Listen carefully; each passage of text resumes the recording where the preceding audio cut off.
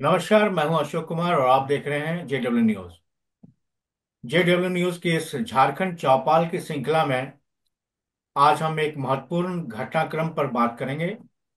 जैसे कि आप सभी को मालूम है, कल ओडिशा के राज्यपाल श्री रघुवर दास जी ने इस्तीफा दे दिया। इस पर झारखंड की राजनीतिक में एक बहुत बड़ा हलचल देखने को मिल रहा है। इसी विषय पर हम चर्चा में आज हमारे साथ जुड़े हुए हैं झारखंड वीकली डॉट कॉम के संपादक श्री नारायण विश्वकर्मा जी। नारायण विश्वकर्मा सर से हम पूछेंगे इस घटनाक्रम को लेकर झारखंड में हम किस तरह से इसको देखेंगे। ये जो इन्होंने इस्तीफा दिया है रघुवर दास साहब ने, उसको हम झारखंड में किस तरह से देखेंगे। नारायण सर, नमस्कार, कैसे हैं आप? का ठीक है। झारखंड.com के सभी श्रोताओं को मेरा नमस्कार।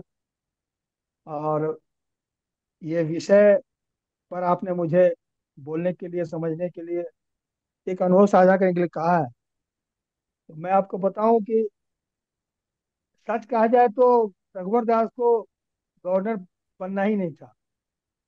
मैंने उनके बनने की इच्छा ही नहीं थी।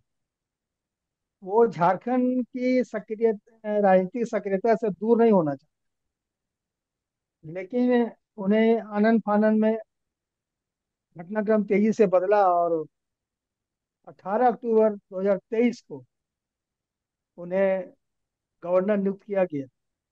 हालांकि उन्होंने उड़ीसा में जाकर ओथ लिया, भुवनेश्वर में जाकर ओथ लिया 31 अक्टूबर को, लेकिन इस बीच उनका चयन हो गया।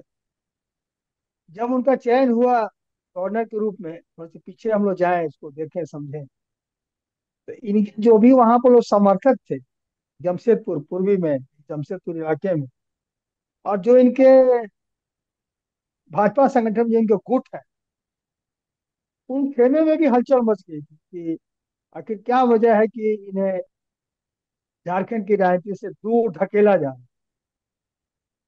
तो अब वो आला कमान का जो आदेश था वो उनको मानना पड़ा और भारी मन से वो गवर्नर बने। और अब देखिए कि अक्टूबर अक्टूबर साल, माने 14 महीने के अंदर इन्होंने इस्तीफा दे दिया, या इस्तीफा ले लिया गया, दोनों बात कह सकते हैं आप।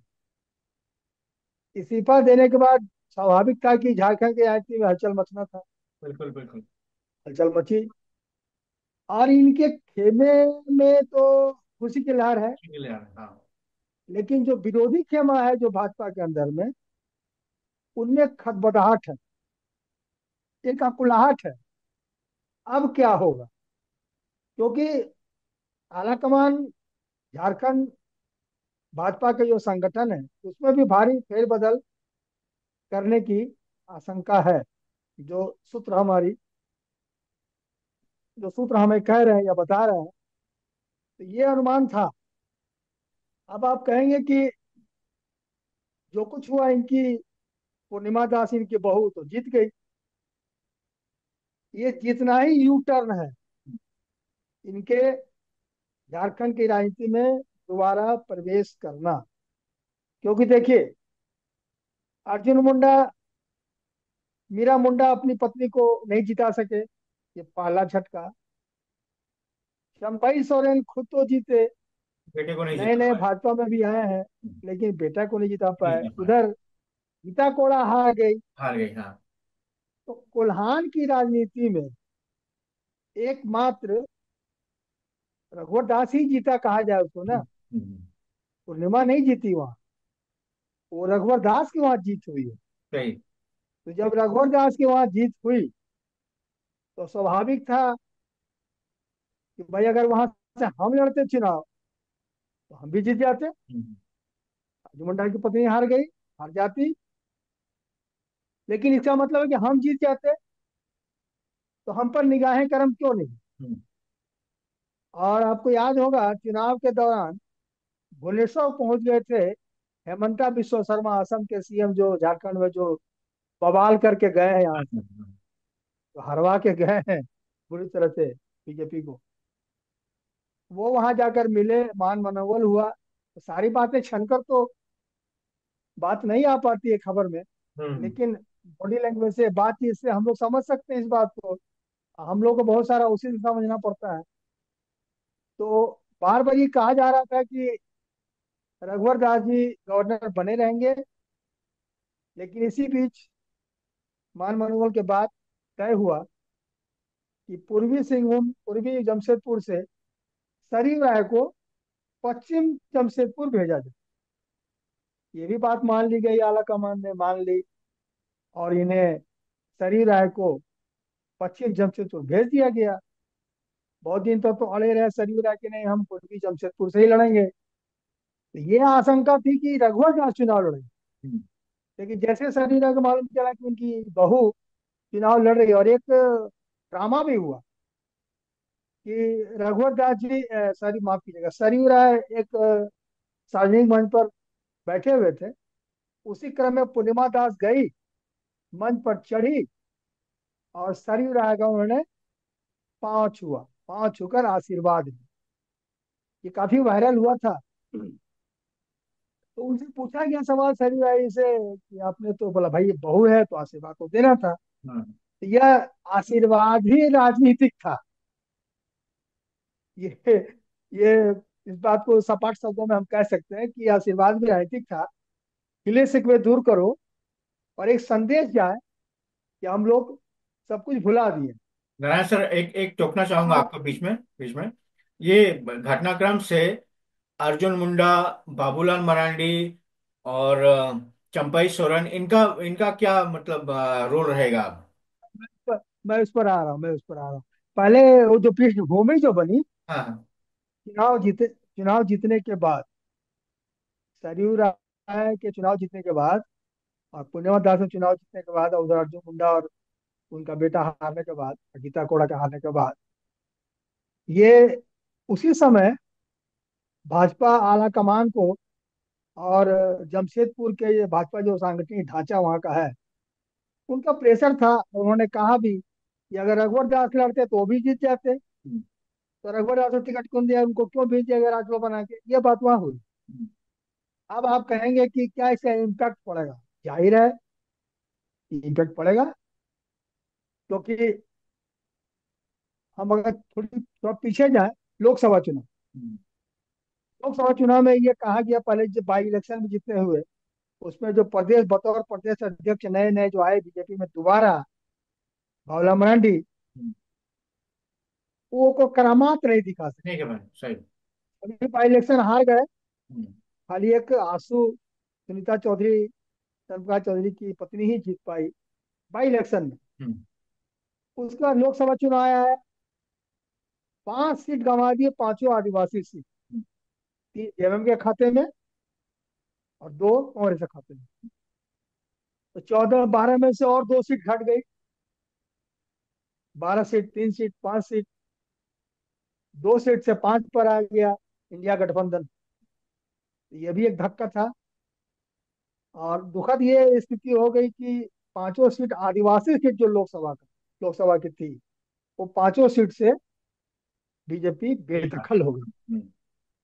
इस पर भी प्रदेश अध्यक्ष पर तहमत तो लगेगा कि आपके रहते तो हम चुनाव जीते सके लोकसभा। ये झटका था। तो आदिवासी सांसद एक भी नहीं रहा, जो मुंडा हार गए। तो अब हुआ कि फिर इसी क्रम में विधानसभा चुनाव आया। तो विधानसभा चुनाव में पहले ही चर्चा थी कि बाबूलाल मरांडी को ही कोई आदिवासी सीट से लड़ाया जाएगा, लेकिन ऐसा नहीं हुआ। और आज धनबाद में क्या ड्रामा हुआ ये सबको हम्म। पता है। तो मेरा ही सिर्फ ये, हम ये सब बात इसलिए बता रहे हैं कि बाबूलाल मरांडी ने अपनी साख खो दी है बीजेपी में। फिर चर्चा हुई कि आखिर अभी तक देखिए बीजेपी की ओर से प्रतिपक्ष का नेता विधानसभा में कौन होगा, ये ये क्लियर नहीं है। तय नहीं। ये तो नहीं हुआ। और सूचना आयोग का गठन होना है, इसके लिए प्रतिपक्ष का नेता का होना अनिवार्य है। हम्म। इसी क्रम में प्रतिपक्ष का नेता नहीं बनने दिया गया बाबूलाल मरांडी को, तो उन्हें प्रदेश अध्यक्ष बनाया। हम्म। और सूचना आयोग अभी भी डिफंक्ट है। तो हाँ, सुप्रीम कोर्ट ने कहा है कि आपको 1 डेढ़ महीने के अंदर आपको, ये बनाना आपको पड़ेगा। गठित करना गठन होगा, करें। तो उसका आयोग पद भरना होगा। तो अब ये लग रहा है, ये मेरा अनुमान है, संभावना है कि प्रतिपक्ष के नेता जो सीट खाली है वहां पर बाबूलाल मरांडी को बैठाया जा सकता है, और सॉरी माफ रघुवर दास को झारखंड की राजनीति में, उनको, जो उनकी सक्रिय राजनीति झारखंड में रहेगी, तो संभव है कि बहुत जल्द, अभी नहीं, अभी तो खरमास चल रहा है, हम्म। 14 जनवरी के बाद, 14 जनवरी के बाद किसी भी दिन इनको झारखंड प्रदेश अध्यक्ष, बीजेपी का अध्यक्ष बनाया जा सकता है। लेकिन एक चर्चा यह भी है, कल ही चर्चा हो रही थी, इन्हें भाजपा का राष्ट्रीय अध्यक्ष बनाया जा सकता है। ओके। बल्कि मेरी ये बात, ये गले में मेरी बात नहीं अटकी है, मैंने नहीं पढ़ी है, मुझे यकीन नहीं है, क्योंकि ये रघुवर दास जी झारखंड की राजनीति ही करना चाहते हैं। वैसे वो राष्ट्रीय उपाध्यक्ष रह चुके हैं, हम्म। जब 19 में हार गए चुनाव ये, इनको राष्ट्रीय उपाध्यक्ष बनाकर स्टंट किया गया, या जो कह लीजिए। तो अगर रघुवर दास जी फिर से, क्योंकि रघुवर दास पहले भी प्रदेश अध्यक्ष रह चुके हैं, और प्रदेश में रहते हुए उन्होंने जीता, 37 सीट इन्होंने अपने नेतृत्व में जिता कर लाया, और 5 साल 14 से लेकर 19 तक इन्होंने शासन किया। तो रघुवर दास फिर से एक नई पारी झारखंड में शुरू कर सकते हैं, इसका ताना बाना सुना जा रहा है, जो 14 जनवरी के बाद होगा। हम्म। अब आपका ये सवाल हो सकता है, तो फिर बाबूलाल मरांडी का क्या होगा, आरके मुंडा का क्या होगा, सही बात है। चंपई सोरेन का क्या होगा, क्या होगा, हाँ। चंपई सोरेन का भी क्या होगा। बिल्कुल बिल्कुल।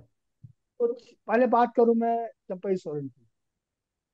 तो देखिए, चंपई सोरेन के दो नाव में सवारी करना चाह रहे हैं।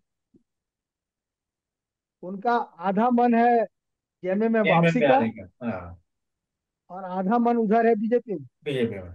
तो अब जबकि बीजेपी आला कमान को जो सूत्र बता रहे हैं, ये उनका विश्वास डगमगा गया है, हम्म। चंपई सोरेन हमारे विश्वासी हो सकते हैं बीजेपी की ओर से।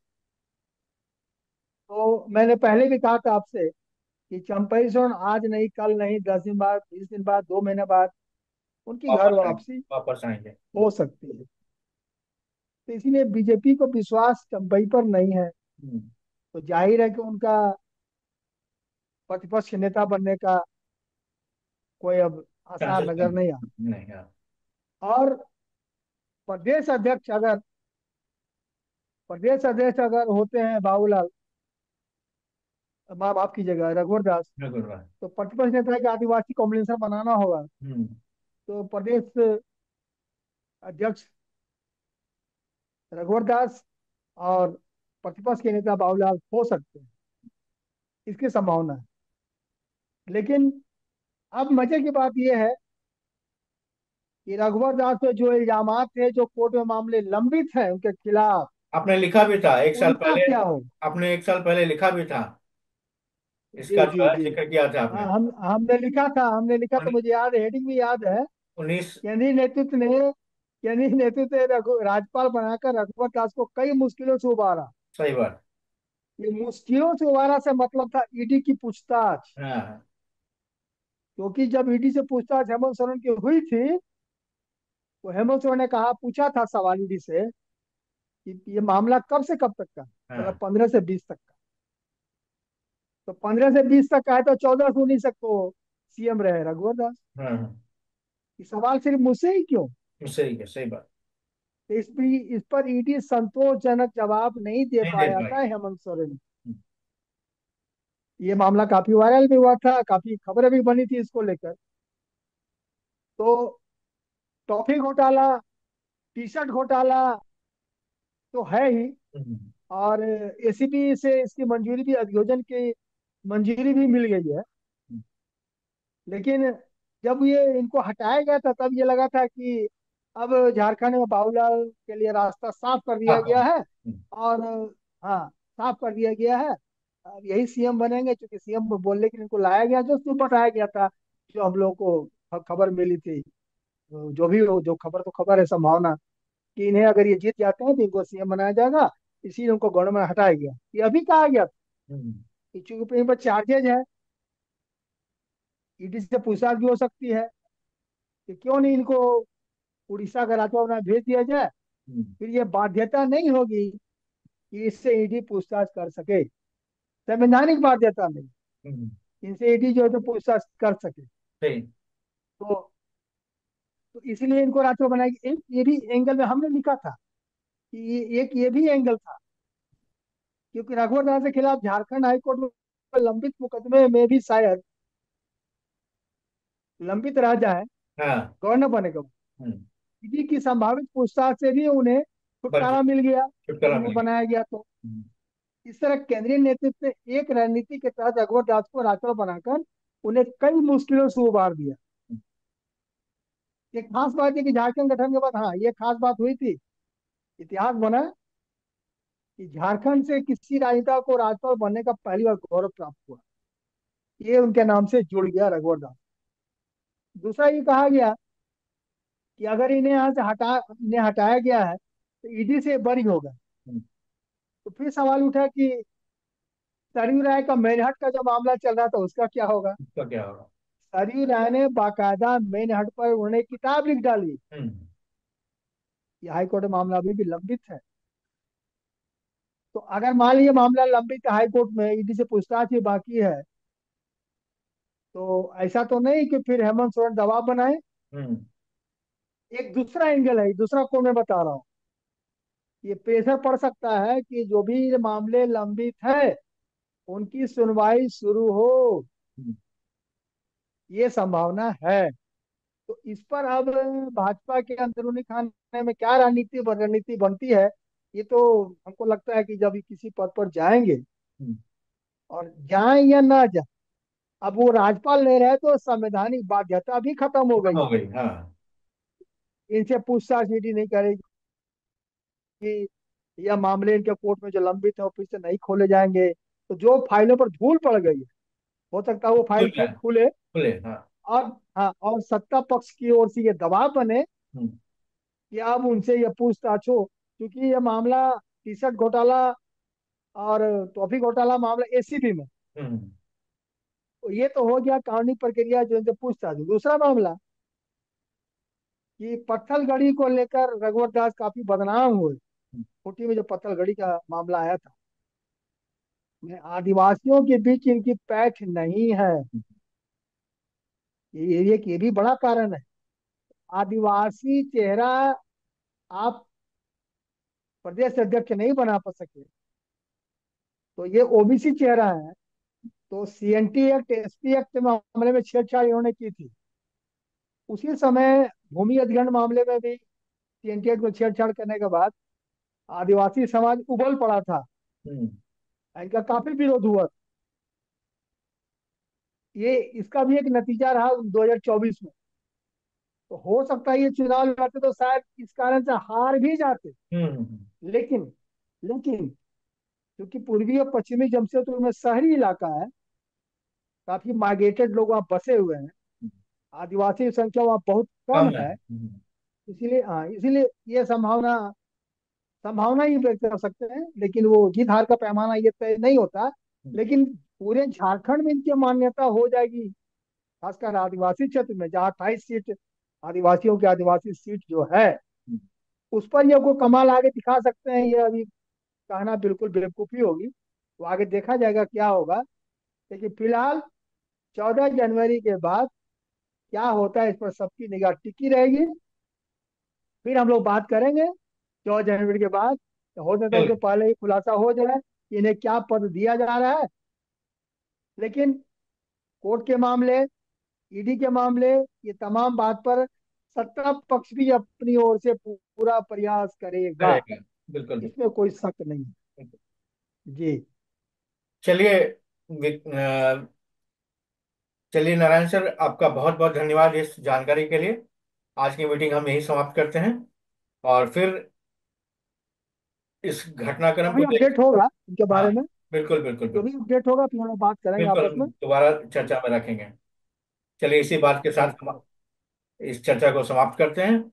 आप सभी दर्शकों से निवेदन है, धन्यवाद। हमारे चैनल को सब्सक्राइब करें और हमसे जुड़े रहें। झारखंड की राजनीति में हलचल, जो भी खबर आती है झारखंड की राजनीतिक पर, उस पे आप बने रहें हमारे साथ।